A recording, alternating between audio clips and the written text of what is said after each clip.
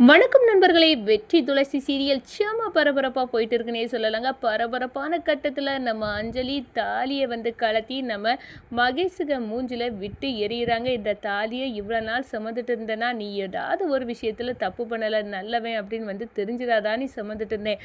ஆனால் இப்போ அதுக்கு வேலையே இல்லை, நீ தப்பு செய்திருக்க அப்படின்னு உறுதியாயிட்டு இப்போ எனக்கு நீ தேவையில்லைடா அப்படின்னு கலத்தி மூஞ்சில் விட்டு எறிகிறாங்க. அதோட துளசி அதிகாரிகளை வர வச்சுருக்காங்க. அவங்கள வச்சு மகேஷை இழுத்துட்டு போக வைக்கிறாங்க. இந்த சைடு பார்த்தோன்னா நம்ம லட்சுமி அம்மா சிவகாமி முருகனோட அம்மாவை கெட்டி பிடிச்சி, சிவகாமி இப்போவாது உன் பையனு கூட நீ சேர்ந்து வாழ போகிறல, இது எனக்கு ரொம்பவே சந்தோஷமாக இருக்குது அப்படின்னு அந்த இடத்துல சந்தோஷமாக கெட்டி பிடிக்கிறாங்க. இனி உன் வாழ்க்கையில் எந்த கஷ்டமும் இருக்காது சிவகாமி அப்படின்னு சொல்லுறாங்கங்க. அதோட பார்த்தோன்னா நம்ம சிவகாமி சொல்கிறாங்க, அந்த வெற்றி சிவராமன் அண்ணனை இந்த மகேஷ் தான் மறைச்சி வச்சுருக்கான், அவங்க உயிரோடி தான் இருக்காங்க அப்படின்னு உள்ள தகவல் கிடைச்சி அரண்டு போகிறாங்க.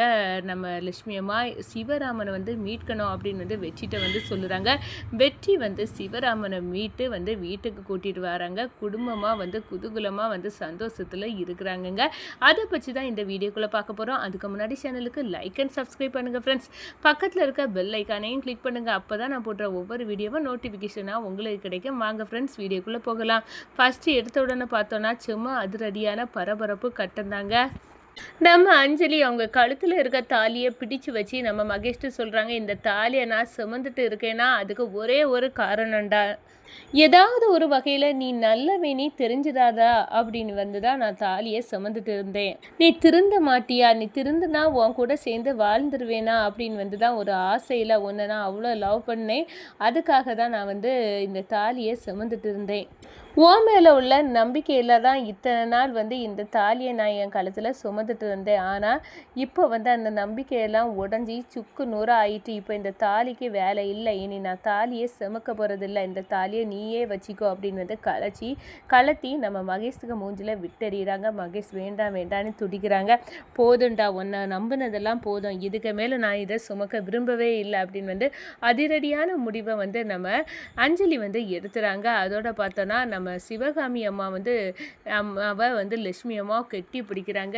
இனியாவது நீ சிவகாமி எந்த தொந்தரவும் இல்லாமல் உன் பையன் முருகனு கூட, நான் வளர்த்த பையன், நான் அவனை 10 மாதம் பெற்றது நீனா இருந்தாலும் நான் அவனை என் மூத்த பையனாக தான் பார்த்தேன், அவனு கூட நீ சந்தோஷமாக வாழணும் சிவகாமி அப்படின்னு அந்த இடத்துல கெட்டி பிடிக்கிறாங்க.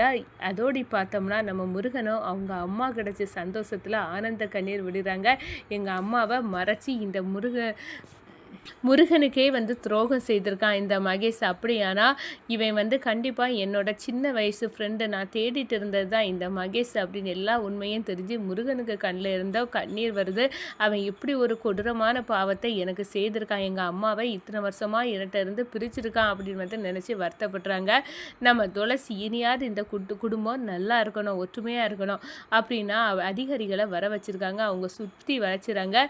இந்த பாருங்க, இவன் செய்த தப்பால் இத்தனை வருஷம் ஒரு அம்மாவை வீட்டு சிற மாதிரி அடைச்சி வச்சு ஒரு பையன்கிட்ட இருந்த ஒரு அம்மாவை பிரிச்சிருக்கான், இவன் துரோகி அப்படின்னு அந்த இடத்துல முத்திரை குத்தி நம்ம மகேஷை பிடிக்கிறாங்க. மகேஷ் அஞ்சலி இதோடு இதெல்லாம் முடியலை, நான் நிச்சயமாக திரும்பி வருவேன், உனக்கெல்லாம் சரியான பதிலடியை தருவேன் அப்படின்னு அந்த இடத்துல கொந்தளிக்கிறாங்க. நம்ம மகேஷ் அஞ்சலியை போட்டு போடா, உன்னால் ஒன்றும் பண்ண முடியாது அப்படின்னு அந்த இடத்துல அஞ்சலி நம்ம மகேஷை தூக்கி எரிஞ்சிட்டாங்கன்னே சொல்லலாங்க.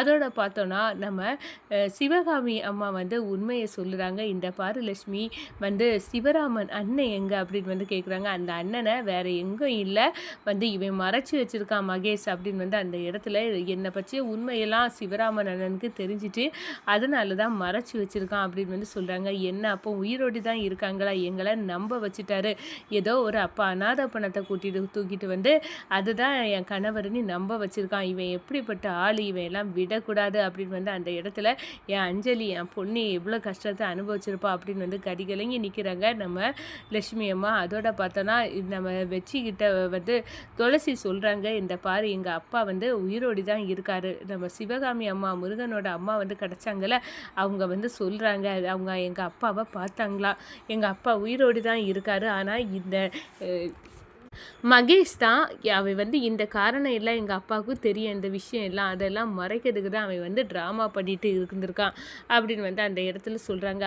அப்படின்னா நான் மாமாவை கண்டுபிடிச்சி தான் வருவேன் அப்படின்னு வந்து அந்த இடத்துல நம்ம வெற்றி வந்து அவங்க ஃப்ரெண்ட்ஸ் எல்லாம் கூட்டிக்கிட்டு வந்து தேடுதல் வேட்டையில் ஆரம்பிச்சுட்டாங்க. அவங்க மாமா எங்கே இருக்காங்க அப்படின்னு வந்து அந்த இடத்துல ஒவ்வொரு பில்டிங்காக வந்து ஏறி ஏறி பார்க்குறாங்க.